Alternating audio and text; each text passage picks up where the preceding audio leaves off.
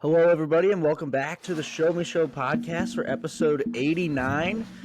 Today, we are going to revisit Super Bowl 58. It's been almost 2 weeks removed now. We didn't do a show last week, but we will revisit the Super Bowl. We will take a look at some segments with Say Hello, Kiss It Goodbye, and then the tough scene of the week. We'll talk some college basketball because we haven't really done that in a long time, probably not since November, really, with some little Mizzou talk here and there, obviously. And yeah, that's pretty much it. So let's just go ahead and start. Luke is just put on, it looks like a Cardinals jersey. We're almost to that time of the year as well, as spring training has finally started. In fact, there's this games weekend going on as we speak. So, yeah, let's just revisit the Super Bowl real quick. It's been a while since it actually happened, so that's kind of we just think on it's us. been a while, but It has. I mean, it's just we missed one show. That's it's just not as fresh in the brain. But basically the biggest takeaway from this entire game is Mahomes. It's that's basically, that's the biggest thing. He kind of just continues to cement himself as in the GOAT conversation, and he was already there pretty much, and it kind of just keeps getting deeper and deeper because of the way he carries his teams in the Super Bowls, for the most part, honestly. At least this one, he's really doing the bulk of the lifting. The defense did very good as well, but they did all year. Yeah. I think, what was the stat? It was like there was only one game this year where they allowed more than 20 points on defense. And of course to Jordan Love, but that's insane. That's a Brady-like defense, like the Patriots dynasty. That's the type of defenses that they were putting out, and I mean they rode the D all the way to the Super Bowl win. And Mahomes played very well, but man, the defense, they couldn't have done it this year without that defense and Spags over there. I mean, it was awesome. Just they have so many guys, every single tier, secondary, linebackers, D-line, just everybody was flying around making plays all year. And I mean, they did in the Super Bowl. Yeah. No, we talked about that even before the game. Like, this is the Super Bowl if you're Mahomes that you kind of have to win because you're not going to get these kind of defenses very often. And just to talk about how we kind of got there to that defense, the Chiefs have now won back-to-back Super Bowls after trading away one of the best wide receivers of this generation. Tyreek Hill, going to be a Hall of Famer. And he was their main target when he was a Chief, and now he's gone, and now it's mostly Kelsey now is the main guy now. But Kelsey was still kind of the main guy. Yeah, but not yardage wise. Hill would still clear him yardage wise because Hill would constantly put up 100 just like he did this year. 160, 180 yards because he would make big plays. Kelsey, yeah, sure, he's definitely going to catch you 9 passes for 102 yards and a touchdown, but Hill's always been the big play guy, and they haven't had him, and they've still been able to win. And then on the other side, Brock Purdy played much better, I'd say, I wouldn't say maybe much, much better, but he definitely played better than Jimmy G in the 2020 Super Bowl. Didn't really make any mistakes, really. Missed a couple guys here and there, but didn't really make any huge mistakes that hurt the team. And then, so Brock didn't play bad. And I guess what you kind of come to the conclusion as is, for Kyle Shanahan, who hasn't won a Super Bowl yet, he kind of just is what he is right now. And Andy Reid was actually in this same exact spot pretty much. He had lost in the Super Bowl. He had lost in the NFC Championship a couple of times, and he had been knocked out of the playoffs a couple of times with another great quarterback, Donovan McNabb, although Shanahan hasn't quite had a McNabb, but you kind of get the gist. They both had they've had very similar starts to careers. Obviously, Andy Reid never blew a huge lead in the Super Yeah, Bowl, but that's more of the thing is Andy Reid. One, he only went to one Super Bowl, and he lost it to Tom Brady. But Kyle Shanahan has now not only been in multiple Super Bowls, but he has blown double-digit leads in every Super Bowl he's been in, which as an offensive guy is, I mean, not as concerning because you're not running the defense, but also like he can't finish those games. And I don't know if it's really his fault, but I mean, it is. There has to be something to it. That's for sure. yeah, and you also have to look at all three of his Super Bowl losses have come against prime Mahomes, and especially this one. This one is definitely prime Mahomes. The first one's still kind of young Mahomes, even though I would say he was still very, very good. Didn't he win an MVP that year, or was that the year before? He won the MVP the year before when they ended up losing to the Patriots. Still kind of prime though. And definitely, I agree. He's basically been in his prime his whole year or his whole career. And then he also lost to prime Brady, so in the Super Bowl, which is funny to say that that's prime Brady at the end of that. You would think that's kind of towards the end of Brady's career, but really, it really wasn't. He played on for such a long time, even after that Super Bowl. But so he's lost to literally 1 and 2 on the GOAT lists in terms of quarterbacks. Obviously, how he lost the one to Tom Brady will never ever leave him. But All they I had to do think was this take a last knee. one, I think this last one, even more somehow than the 2021, doesn't sting as bad on the resume as it should, but it will feel really bad. Like Shanahan really had this one. I feel like this year he had the team as healthy as pretty much it's ever been in the season, really, except for maybe towards the beginning, and they still weren't able to do it. And it was just Mahomes at the end. I mean, at the end of the day, he was able to just continue to go drive for drive at the end, and they couldn't really stop it. Yeah, I mean, it was really cool to see the overtime because since they implemented those new playoff overtime rules, we haven't had one yet. So it was really the first chance that we got to see those rules and the new format on display. And I mean, I don't think it really changed a lot because the 49ers won the toss. They wanted to receive the ball, which is what you would do in the normal overtime. They went down, kicked a field goal, and then the Chiefs went down and scored a touchdown. So really, I mean, even if they didn't change the rules at all, I think it was the same result. However, now you get the strategy talk of, should you have called the ball first? And I was initially on the side of, no, I get what Shanahan was going for, because you go down, you score, then the Chiefs get back and they score, and then after that it becomes normal overtime where it's the next person who scores wins the game. And I was like, well, that Mahomes is probably going to score, so you want that ball again so you have the chance to score. You have the ball last, basically. But then I realized, and Chris Jones even said it a few days later, like if they went down and scored, we were just going to go for 2 and win the game.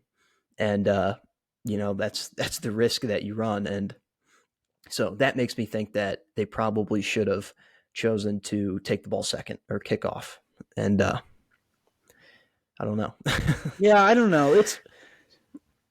It's weird. really You don't really know what to do. It's a very lose situation when you're going up against Mahomes in this.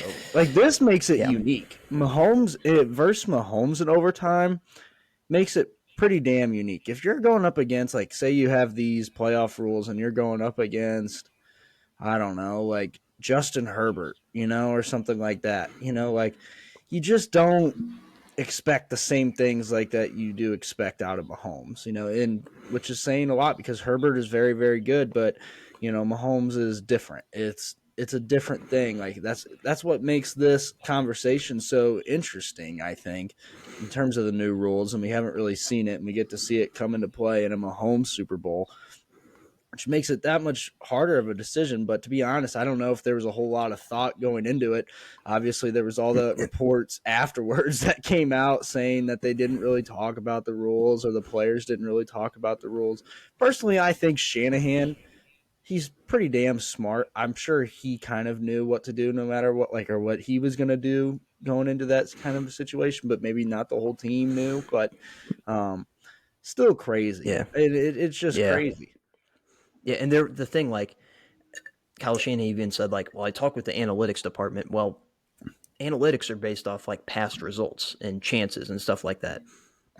This was the first time it happened, so there were no analytics on what to do. So the analytics department, I don't think would have been of much help in that case. It's more just kind of based off vibes, and the vibes were definitely trending in the Chiefs' direction. So I guess like you're like, hey, we got to take this back. We got to score here, put the pressure on them. But they kind of did put the pressure on them by scoring a field goal, at least making them go down. The Yeah. one thing I do like these rules better because it's nice to see like the other team get a chance to get the ball and stuff. That I think that's really cool. I think it was really dumb that you lost the coin toss and then you can never touch the ball. I mean, it happened to Aaron Rodgers multiple times, which sucked. But the one thing I don't like about the overtime rules, and we talked about this, and I don't think it's being talked about enough, is that it's just a new game. Like the clock means nothing. Mm-hmm. Like at the end of the first overtime, when the Chiefs they had no urgency to score before the end of the first overtime, which they ultimately did, but there was really not a lot of urgency. I think it should be like at the end of the first overtime, if you're not tied, then the game should be over. I mean, that's kind of that would just seem normal. Like it's one overtime period. If you happen to be tied after that, then you go into a second overtime period. I just thought it was weird how it's like, oh no, it's kind of just like a first quarter. You get to keep the ball and start a new.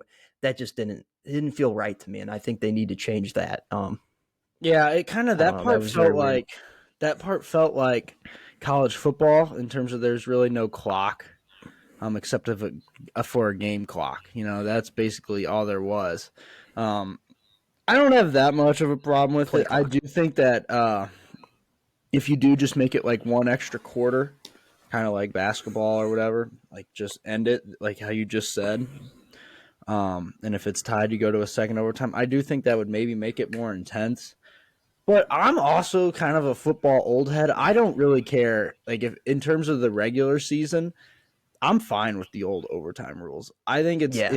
if honestly, I truly believe that you know if you can't get a stop, then you probably don't deserve to win. So And also, like guys are so tired. They give 100% effort every yeah, single week, and I mean, by the time overtime happens, they're dead. But in the yeah, playoffs, I think guys are like, no, like we want a yeah, chance to yeah. have both sides of, our team have a chance to go out there and show what they can do in overtime. But yeah, like regular season, I don't think there's a lot of pushback on that. It is kind of silly whenever it ends in a tie, but as far as like first score wins, Yeah, I agree. It I'm is fine with that. weird. I guess it is weird when it ends in a tie. I don't think we had a tie this year though. We didn't. Um, Yeah. but When was the last time that happened? I don't know. I think it was just 2 seasons ago. But um, Oh, anyway, ties are kind of unique though too. So like, I don't have a problem with that either. Um, and when we were talking about Shanahan talking about analytics for this sort of deal, I wonder if their analytics team, went and researched like college football overtimes, and because like it's not the same, but it is the same in terms of deciding who gets the ball first, because no matter what, the other team gets it back, unless it's like intercepted or something like that and taken all the way back. But you know what I mean? Like that's the only other football where it was set up like that. Even though after that you have to start, there's all kinds of weird rules for college football. You got to start going for two, and then they just go to the 2 point conversion off. But there's lots of examples of college football overtimes over the years of where very similar situations, except that you start at the 25. But yeah, because I agree though with you. I don't know what analytics they're looking at for that exactly. yeah. So that whole thing, it was cool, but it was also very weird because a lot of people were uninformed on what exactly was happening. Um, the Travis Kelce Andy Reid interaction was very weird. I don't think it's being. I mean, obviously it was memed for like the entire week. That was a huge meme of the Kelce screaming at Andy Reid, which I don't think there was a huge problem with him like going up to him and being like, "Hey, put me in the game. Like I'm the best player. I want to be in the game in that situation." I think that's perfectly fine. But it was the fact that he like pushed him and like shoved him a little bit and almost knocked him over. That, I mean, that's a little concerning. I I don't feel like that's being talked about quite as much. Like, imagine if they lost that game. Everyone's talking about that. Like, well, they have bad locker room, whatever they're talking about. But Yeah. I mean, he pushed Andy Reid. He's not a young guy. He's not a mobile guy by any means. It was a very weird, a little concerning to me. Here's I the think. thing. You're right. If they would have lost that game, it'd still be on talk shows every single day 2 weeks later. But the thing is, they won that game, so it's really not going to be talked about. And I agree with the fact that it really shouldn't be talked about since they won. Because here's the thing: going back through time, I mean, you want to talk about the true winners of all the major sports. They all get things. There can be tension and animosity. Um, all over the place. I mean, just look at Michael Jordan. I mean, he like punched teammates in the face from at certain points, and he's he's kind of like the GOAT in his retrospect too. So I mean, it was crazy. I will say. I mean, it was crazy to see, but I think it was mostly just a heat of the moment thing. And football emotions run extremely high, and it's a Super Bowl. Did he overreact? Yeah, and I'm sure if you really asked him, he'd probably tell you that he overreacted. Um, in terms of pushing and shoving and the yelling to Coach Reid, who he loves dearly, and Coach Reid loves Travis Kelce. It's just something that kind of happened. Yeah, that's And, like I and that's think. why I think it's okay to to overlook it, especially that they won too, because if they would have lost and the media really dive deep into it, it would honestly probably just worsen the relationship between Kelsey and Coach Reid, which isn't what you want to do, as just a genuine person from the media. So, but that's what it would do.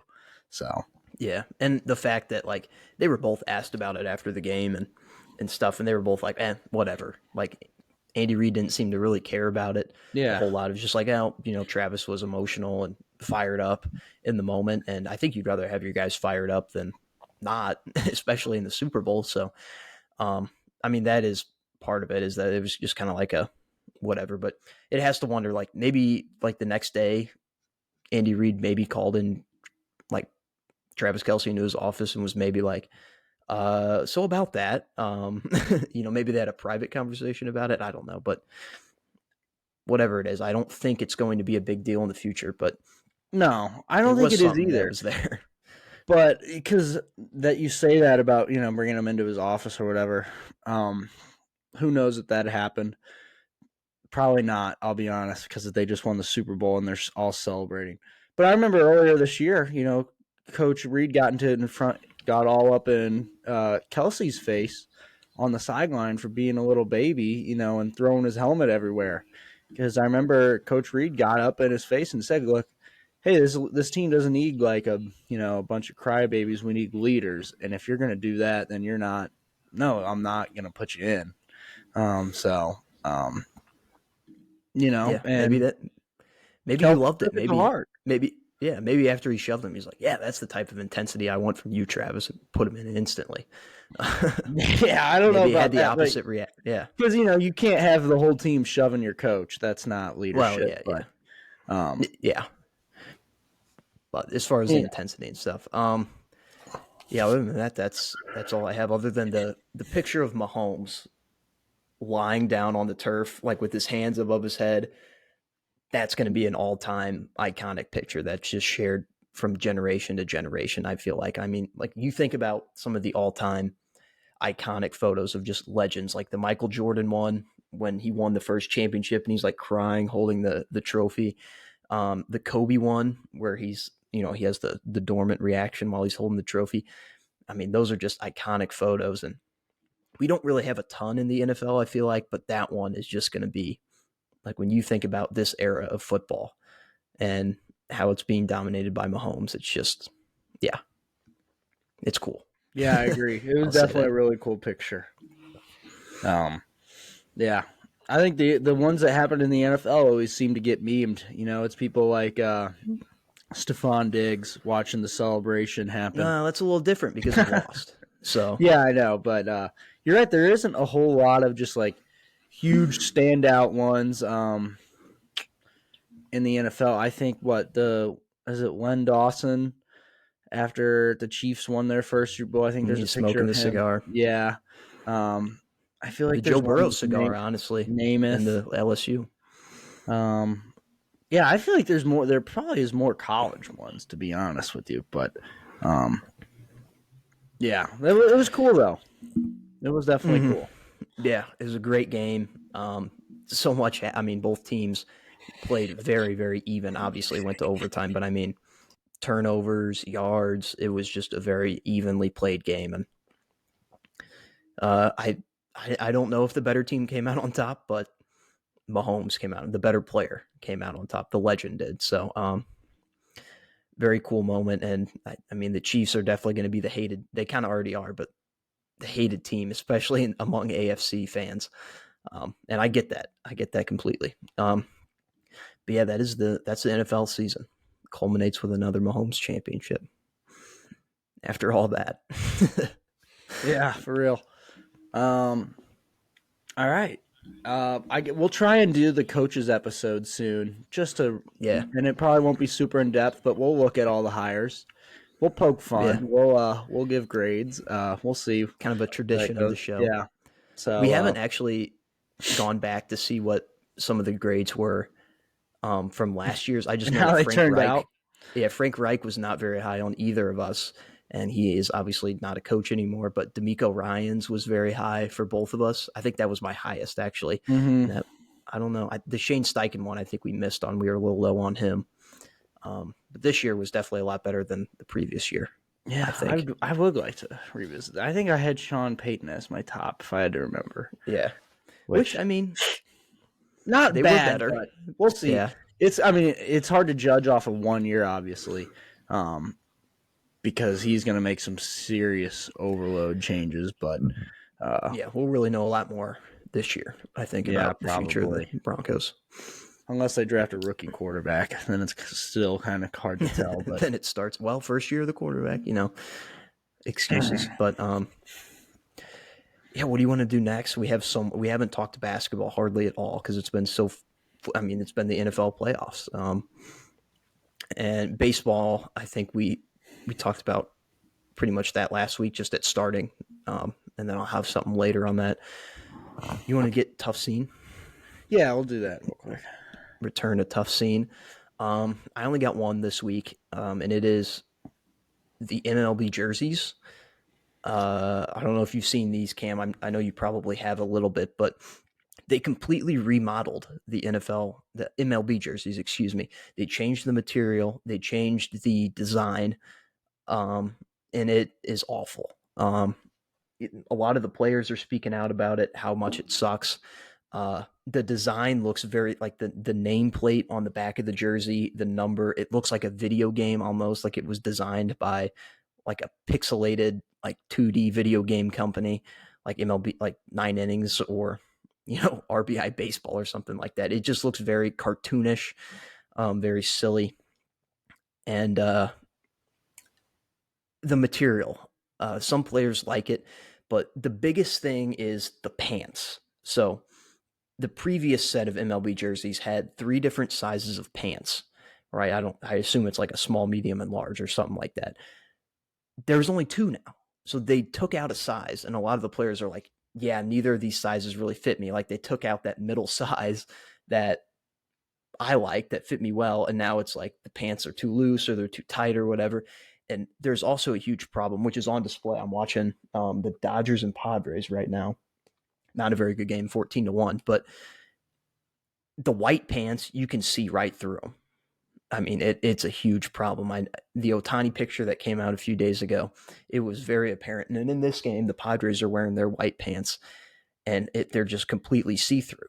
And so I don't know what the MLB is going to do about it. Rob Manfred gave a press conference about it, and he was like, obviously, like, we're open to trying new things, but we're going to see how these work in spring training, and it's not too late to pull them back and go back to the old style, which I think they might do, because it's just all negative around these jerseys. And also, why change them? No one was complaining about the jerseys, and they just changed them out of nowhere. And that just, I mean, if it's not broke, then why fix it? And because you're probably just going to make it worse like they have. So it's just a huge tough scene for the MLB and the players, because it was just a senseless change that is making it worse. Everybody knows my stance on the MLB and in terms of watching it, whatever. But I'm not going to sit here and act surprised that something like this happened. First off, I'm not going to act surprised that they're doing the players dirty by taking out sizes of pants and aggravating the players and all this kind of bullshit. And I'm also it's always funny to me how, like, behind with the time, like, they're always like lagging behind both the NBA and the NFL. Like, the NFL, they kind of went through the same shit, but it was just like 5 to 6, 7 years ago when they were trying out all the color rush stuff, and people love to clown and still do make fun of some of the color rush jerseys. In fact, some of them stuck and are still like in teams' rotations. Some of them completely eradicated, and you'll never see anybody ever wear it again. NBA has done a lot of the same stuff. You know, they have about 1 million different jerseys, and a lot of them are really cool. And some of the really cool ones, they kind of like keep within the repertoire, and the ones that the fans just absolutely belittle and berate, you know, they kind of get rid of. So it sounds The like, thing about the NBA is, like, every team has all the colors for their jerseys. And that just, it kind of aggravates me a little bit. Like, when you see like teams wearing each other's colors, but like their alternate jerseys, that's just a little weird. But I mean, the MLB has the same problem with the City Connects. Some of them are really cool and some of them suck. So yeah, I know, exactly. And I think the MLB will figure out the fact of which ones fans like and which ones don't, and they'll keep those for some teams and just get rid of them for the others. But I think it always is comical that how behind they are with everything. You know what I mean? Like, they're trying out basically the same thing that the NFL did incoming years phone ago. call there. Yeah, I know. So, but you know what I mean? Like, that's just so typical. But whatever. Yeah, that is true. All right, that's all my tough scenes. My tough scene is nobody's going to want to work with the board of curators. So Mizzou hired an oversight committee they just received a $62 million donation. I think we're able to talk about that on the last show. And then they hired a committee, or a committee was appointed to like handle and oversee like all this financial stuff after you receive a donation that big, which kind of makes sense hindsight, but it ended up backfiring like immediately, because within weeks of putting the board together, our AD left, Upping left after some tension, and then now I don't think anybody is really going to want to take the job now, because if they have to work under an oversight committee, you know, and well, somebody will take the job because it's money. AD at an SEC school. I mean, that's that a just big received job, a $62 million donation. Yeah, but no one good is going to want to take the job. That's the problem with it. Like, if they offered me the job, I would take that in a heartbeat. Yeah. But I'd take it. They're not going to have a problem filling the position, but whether or not the person in the position will be a quality person will probably be, the chances are very low. I'll just say that. Yeah, but we'll talk about that whole situation because that's a later segment, but that will be talked about at the end of this show in depth, I think. A little hint though.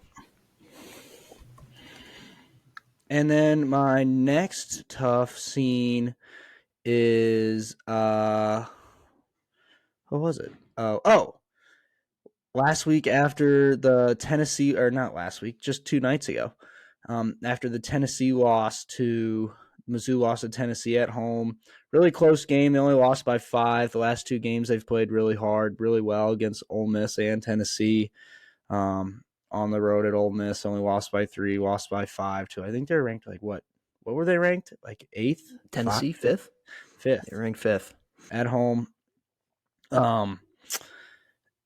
We lost by 5, but in the presser, they were asking Coach Gates about the team's ability to draw fouls because there was like a big, Tennessee had like they were like in the double bonus, like really fast, and Mizzou only had like 2 or 3 fouls drawn.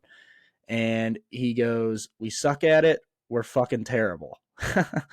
in terms of drawing fouls, and he goes, "Make sure you guys keep that in there and don't bleep it out in like the presser and the headlines."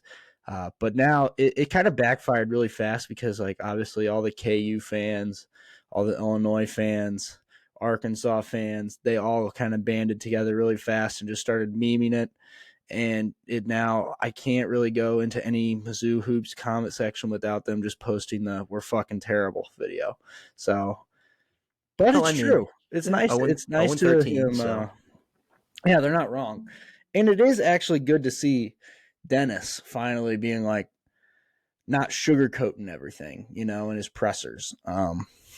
So that Well, is good to see. I mean, as much as it sucks as fans of this team to have to watch them because, I mean, at this point we just kind of know they're going to lose going into the games.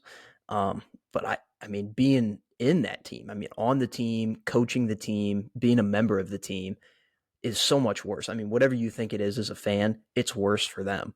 And because they have to keep going, they can't go into the game thinking they're going to lose. That's not how it works. We can do that, but they can't. And it just, I mean, it sucks. It's a massive, tough scene. And emotions they're running high or running thin. But the thing about, I mean, they're in almost every game they play. They don't have that star player. Like, I mean, we saw it on Tuesday night against Tennessee. We were beating them most of the game. And then they just had Dalton Connect, their NBA prospect player, got hot. And he just made like 5 or 6 shots in a row, took control of that game. Mizzou doesn't have that player. Last year we had Kobe Brown. Kobe Brown wasn't on. We had Demoy Hodge we had players that could take control of games.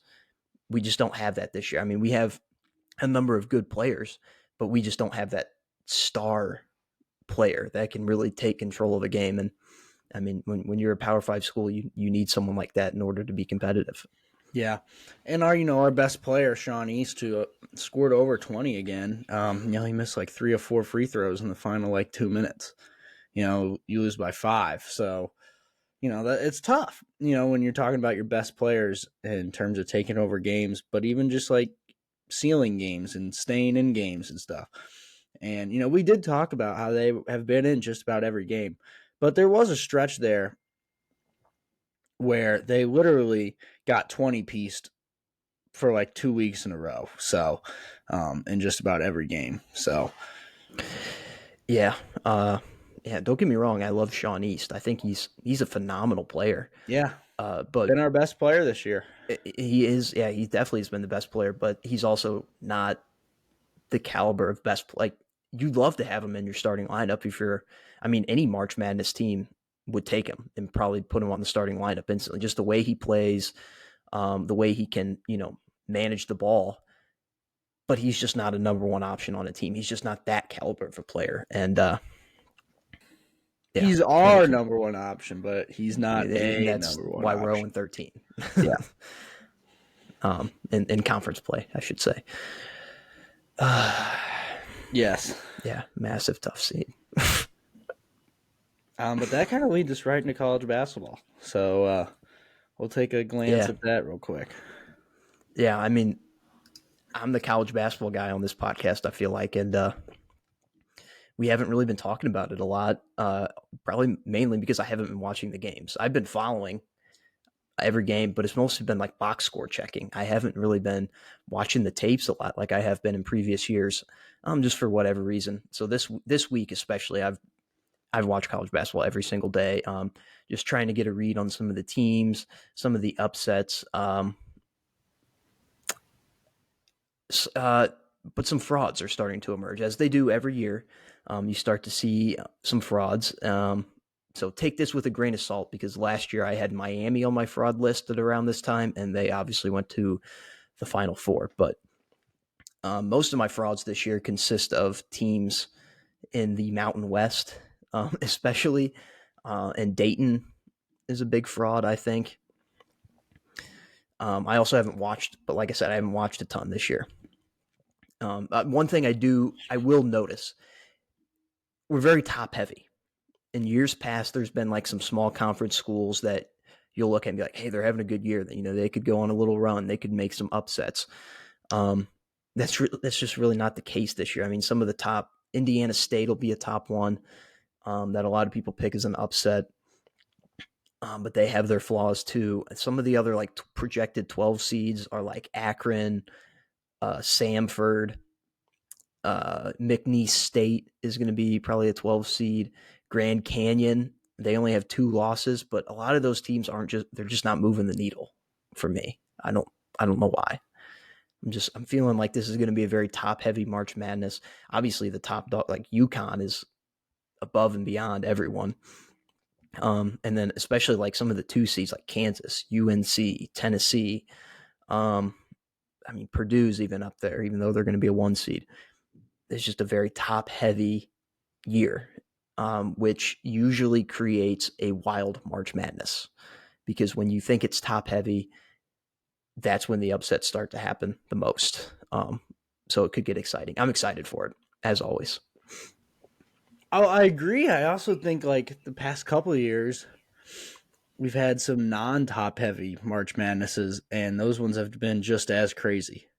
So, but yeah, I mean, I feel like I haven't been watching really much college basketball either, besides Mizzou and Carolina. Obviously, I have to go to every Mizzou home game, but and I've been watching a lot of ACC basketball on the heels. But outside of that, that's pretty much the extent of it for me, for sure.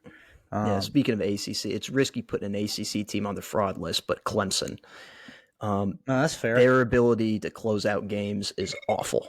Like, if they have the ability to like blow you out, but if they're in a close game, yikes, they can't pull it out. And they get in a battle with Grand Canyon or something like that. I don't know what's going to happen. I mean, they could. It's very possible for them to lose first round, I think. They're also kind of not like a traditional ACC basketball school, like some of like that's true. the UNC, Miami, Virginia Tech, Virginia, Georgia Tech, even. I mean, Florida State. Some of those ACC teams, Clemson just doesn't. They never really do anything in March. It seems like Virginia's back up to their old tricks. They're kind of just weird. They're just back to being but they're back up to their old tricks. They are absolutely, positively one of the best defensive teams, but holy moly, they also can't really score. And so if they get in a battle with a team that's also playing good defense, it's basically just good night. I mean, I think this happened the other night. I mean, they got bodied, and they only scored like 30-something points, and they just got blown out of the water. Yeah. I mean, they're not really frauds. They just kind of are what they are. Like, people are like, yeah, they play really good defense. They don't really have a lot offensively. That's just what they are. They've won with that before, but they've usually have had a couple NBAers on their team as well. But, they've won that way before, but they're always interesting to keep your eye out on. Yeah, it just seems like they're really, really embracing. Like, they've always been the good defensive team. Like, they're kind of like the Iowa of college basketball, if you will. Yeah. Like, where they win a lot, the strategy works, but it never really connects for a playoff run. Except when they played ago. Well, that was when they had a good offense that year too. Like, they had Kyle Guy, they had Ty Jerome. Hunter, not Travis Hunter. What's his face? I'm blanking on his first name. He plays for the Hawks now. Is it They had Hunter or Hoarder? no, Hunter. I'm nearly positive. What's his face? You look it up while I talk here. Okay. Look up Hunter for the Hawks or something. DeAndre Hunter, that's what it is. DeAndre Hunter. They could shoot the ball and they could run an offense that year that they won it all. And I wouldn't be surprised if they win a first round game, but they're probably going to be in the 7 to 10 seed range, and then you're going to end up playing a top dog that has that offense, and they're just not going to be able to outscore them. We're getting into a little bit of the weeds here. I'm going to look at some bracketology real quick to spark my memory on this college basketball journey here. See if I can get some frauds. New Mexico is the one team from the Mountain West that I actually like, that I think can make a little bit of a run. And Cam, the thing you sent me on Twitter the other day is actually an essential thing. Let me try and find it.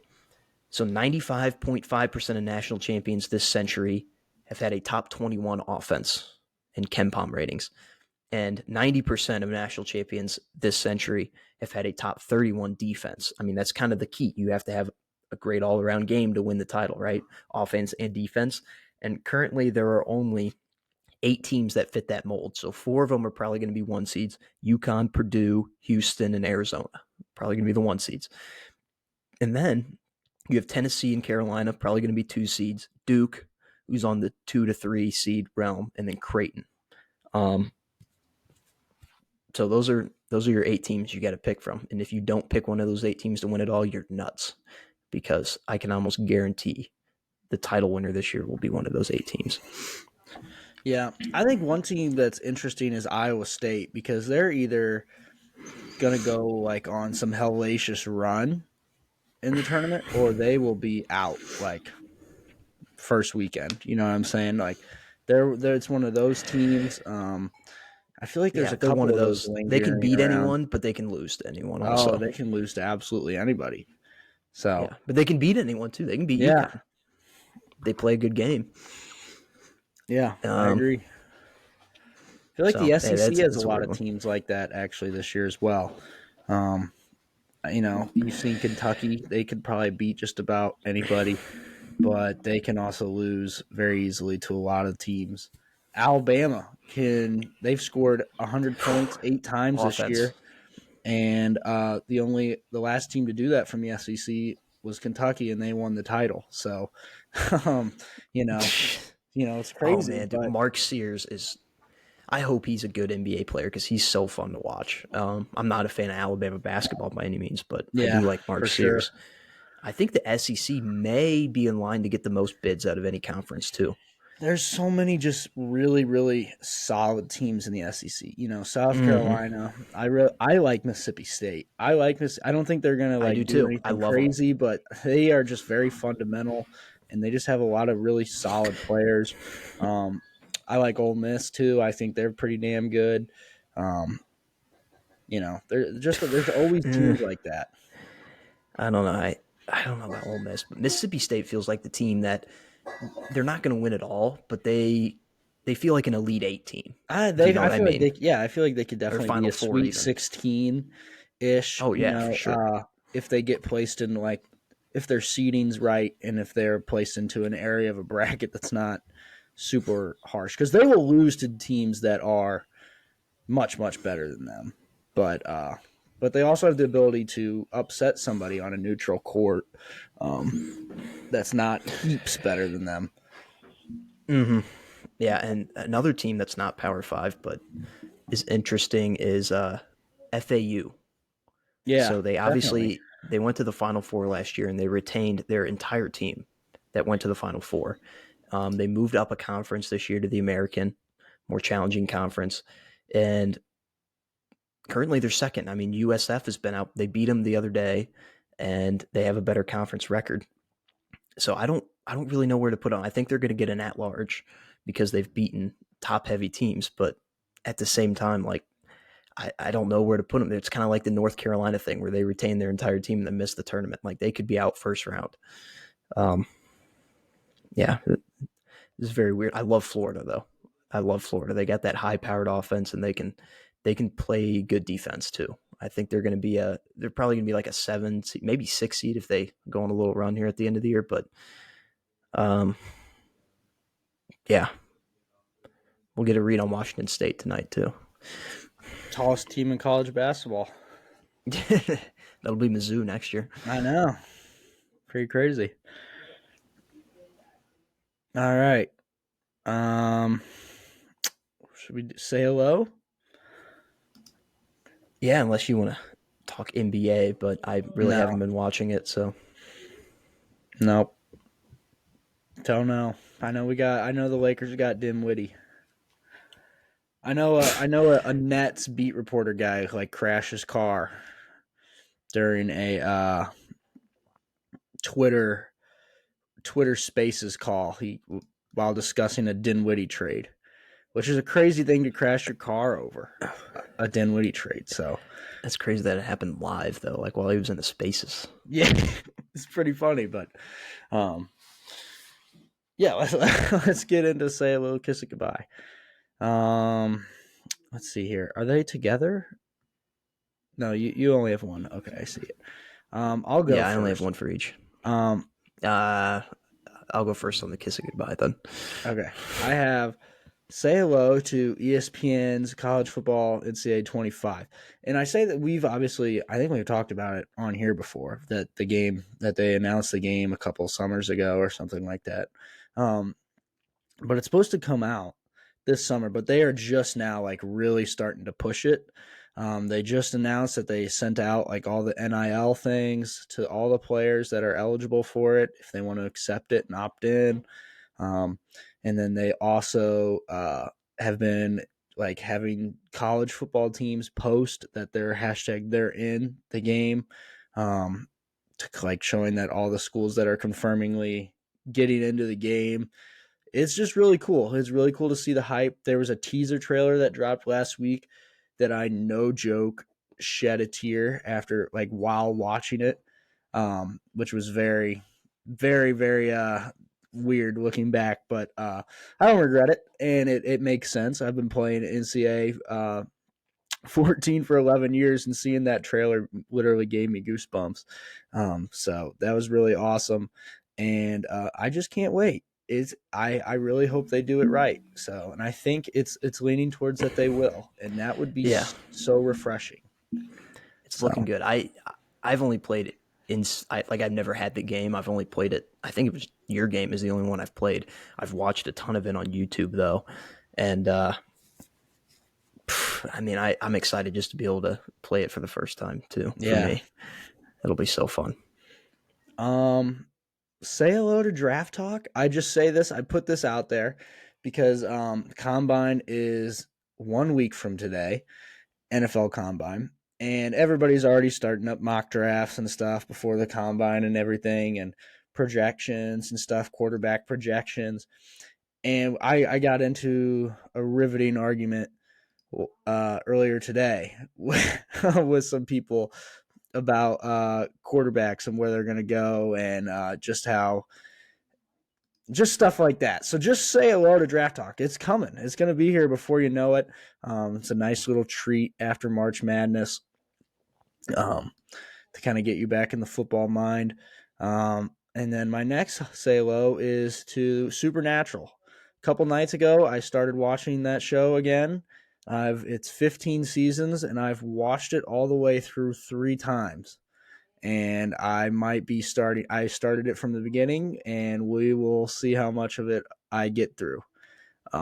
So yeah, just putting that out there. That's actually crazy. When crazy. You said that, I was like, I wonder if he's talking about the show or if he's talking about that.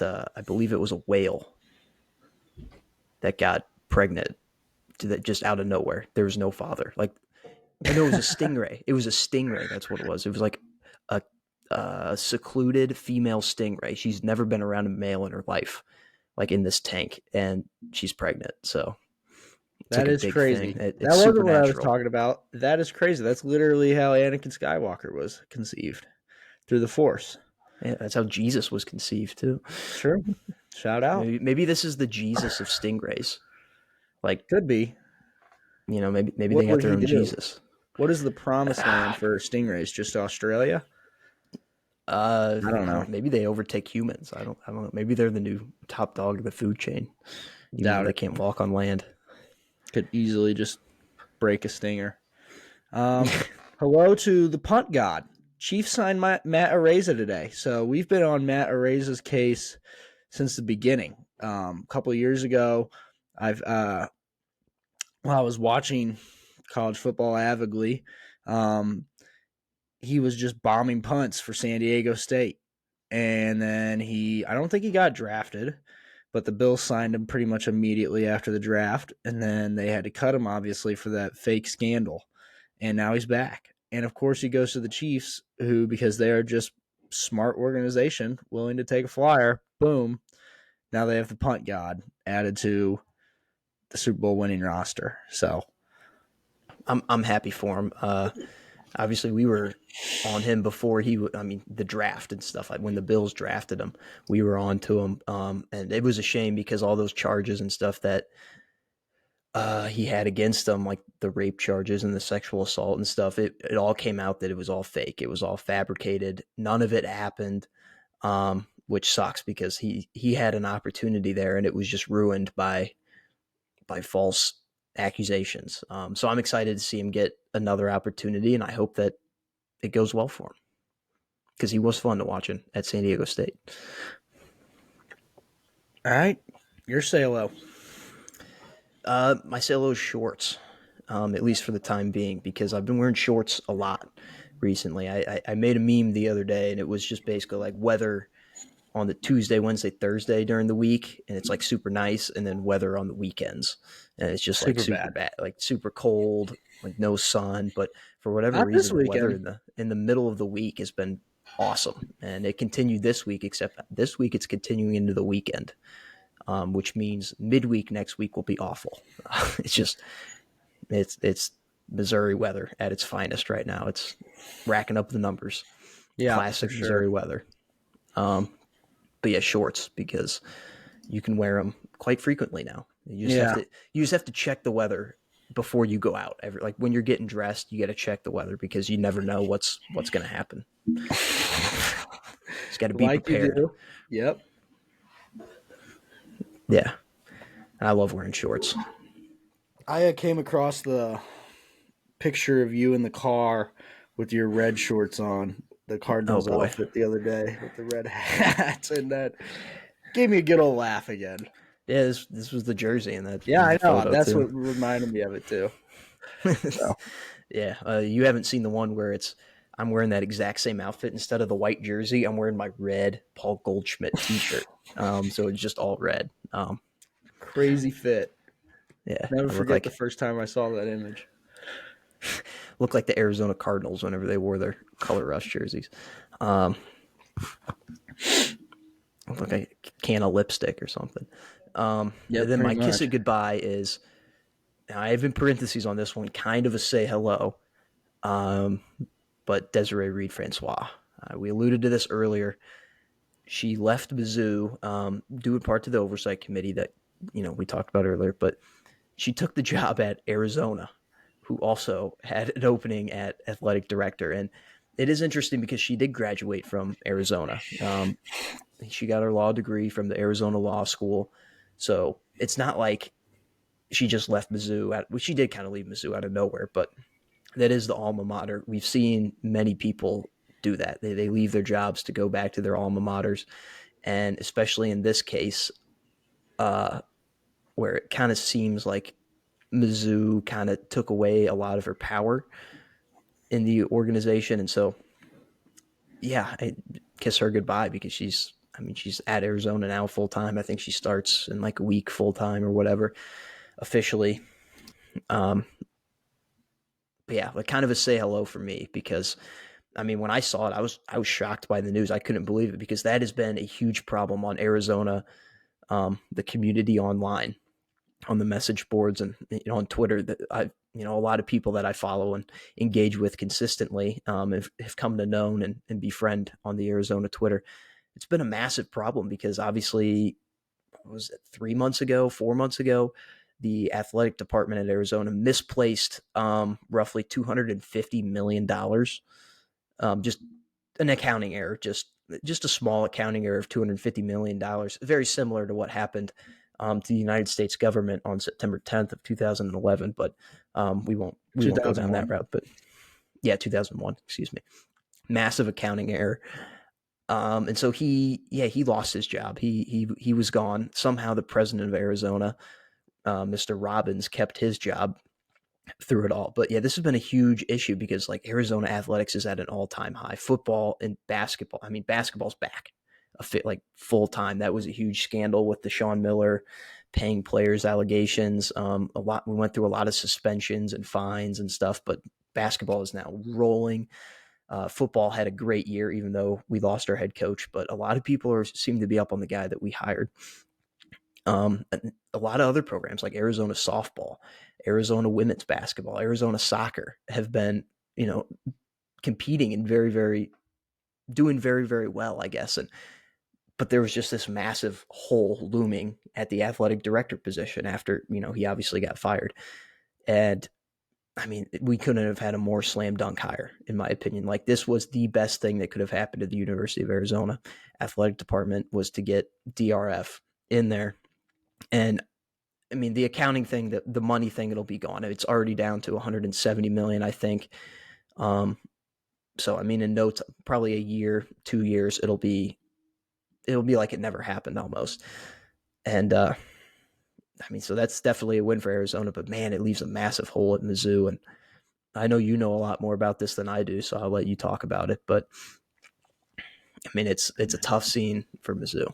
It was just I'm not gonna speak on it too much because I love DRF a lot, and I don't blame her for going back to her alma mater, and I don't blame her for leaving if she's doing this great job, and then all of a sudden a committee has to oversee and take away from what she's trying to do, and and that's really all there is to it.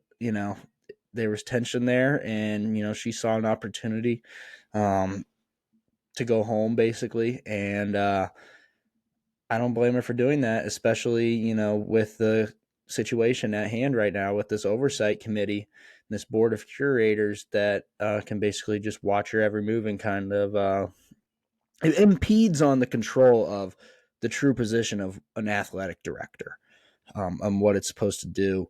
And I get that. So that's all there really is to say about it. It just really sucks. Like I said, we loved her, so it sucks to see her go. Yeah, I'm glad. Initially, I thought there was going to be a lot of hard feelings between the two fan bases of Arizona and Mizzou, which would put a conflict on me. But I mean, after what we went through, both losing to those pricks over at Princeton, last year in the tournament, Arizona, clutching up to beat Oklahoma in the bowl game, that was a big win, to unite the two fan bases. So I feel like we were kind of moving together, and then all of a sudden it was like this happened. I'm like, oh man. But I think of a lot of Mizzou fans, there's not a lot of like hard feelings. It kind of just, the we anger knew it is was more our fault. towards the true fans. The anger is more towards the university and the board of curators and the oversight committee, and just the curse in general of how if Mizzou has something good going, also leave it up to Mizzou to kick themselves in the nuts and Yeah. and ruin it. So, and that's what happened. So Yeah, we can't have nice things here. it is what it is. Yeah, it's been a very weird experience because for a lot of Arizona fans and stuff have been asking questions about like, well, what is she going to do? What is she about? Stuff like that. They just don't know a lot about her. And so I've just been like a huge help to a lot of people to be like, hey, you know what? No, this is a slam dunk hire. And she announced that Arizona was going to be cutting no athletic programs. They were going to keep all their sports, which she was very big on while she was at Mizzou here. So I'm glad to see that she's keeping that up. Yeah, good luck, Arizona. It's going to be a fun time here for them. All right. Well, that pretty much sums it up. Yeah. I will say, I know we didn't really talk NBA here, but I had a dream last night, and I just have to say, I've been thinking about it all day, and it just in the dream it was so normal, but it would actually be crazy if it happened. I had a dream that the NBA champion this year was the Los Angeles Clippers, whatever that means. I I mean, I think that's has just about high of a hit rate as Punxsutawney Phil with pick and Springer winner. I mean, the Clippers just can't win. So Exactly, but they're good this year. They've been, I mean, everything's firing, but at the same time, it's like, yeah, they've never been to a finals. Like they just went to yeah, their first conference finals a couple years ago. yeah, beat Um, Jokic and then maybe we can but conversate. yet, my dream, I'm probably gonna put a future on them Jesus. because of the dream. And they also have James Harden on their team, so that's kind of like an for the Clippers and James Harden, like that. Just you're not supposed to win a title, but they do have No. Kawhi Leonard, playoff guy, playoff performer. So we'll Playoff see. I just P. had to say that. I had to get that out there. They might not be my pick, but the dream was so it didn't. I don't remember them winning, but it was just like the after talk, like everyone talking about, hey, the Clippers won the title. Like, what does this mean? And it was just like so normal. I was like, why would the Clippers ever win the title? It just doesn't make any sense. I don't know. All right. That is interesting to say the least, but I don't. Yeah, I end will the show not be. here. I will not be betting on the Clippers if I was That's betting. smart. Yeah, So, all it's a right, good move. that's show 89, I believe. Mm-hmm. Yeah, a shout out to George Washington. I believe he would have turned 294, 292 today. If he was still alive, he would have been 292 years old today. So, Shout out GW, Dub, yeah. except for the slave thing. Yeah, well, we won't mention that, but we'll cover it up like everyone else. All right. We'll see you guys maybe not next week, but next show.